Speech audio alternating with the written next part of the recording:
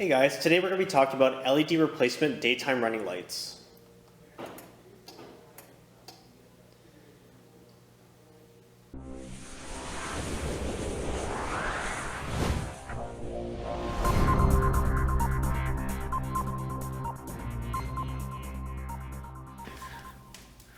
Why would you want to switch over to LEDs versus an incandescent bulb? Well, for one, they're a lot brighter when you look at the vehicle.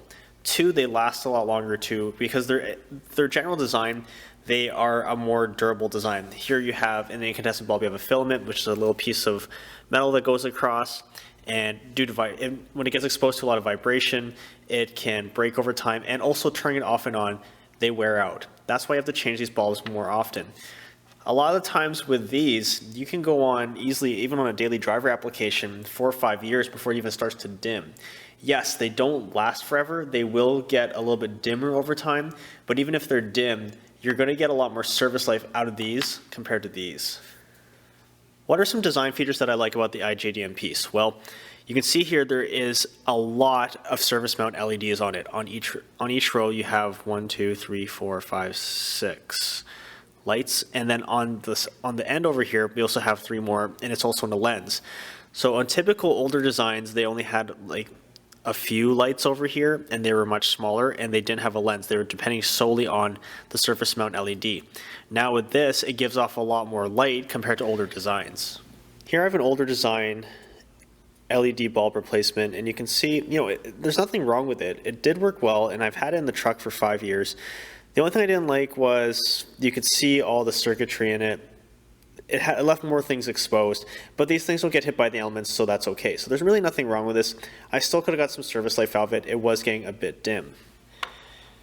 Comparing now to the iJDM piece, you can see everything is sealed off, so nothing gets in there. It's much more aesthetically pleasing. So for those of you that like the finer things and details, when you're putting together a car and your housing is transparent and you can actually see the bulb, this piece is probably going to look a lot nicer in there.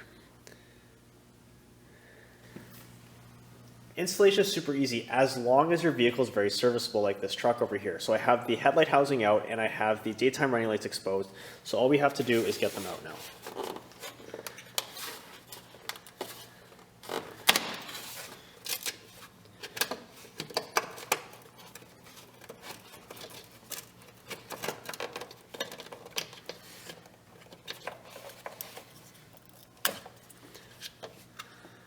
This truck's a 2005, and it did used to run the incandescent bulbs, and you can see all that brown stuff in there. Well, that was heat due to the original incandescent bulbs in here because daytime running lights are on, well, all the time during the day. So when you're driving on a long road trip for 8 hours, that bulb is on, and they do get hot. That is the nice thing about switching over to these guys. They don't generate nearly any heat compared to an incandescent bulb, so these housings and these plugs are going to last a lot longer. Now you might notice this time I'm not wearing gloves. Now typically I do recommend you handle all your bulbs with gloves, and I still do, but in this case, because LEDs, they're covered like a plastic or epoxy, there's nothing that my finger oils can really do to this to really wreck it. If you really want to be meticulous though, yes, wear gloves, but it's not necessary on bulbs like this. Now I do recommend you check and test the bulb before you actually put it back in the housing. The reason why I'm saying that is an LED light is a light emitting diode. It's a diode. And if any of you know how diodes work, is they kind of have a way of how electricity flows through them. So if you install this backwards and it doesn't turn on, don't worry. Don't think that your lights are defective. Unplug it and switch it around and then try it again just to verify.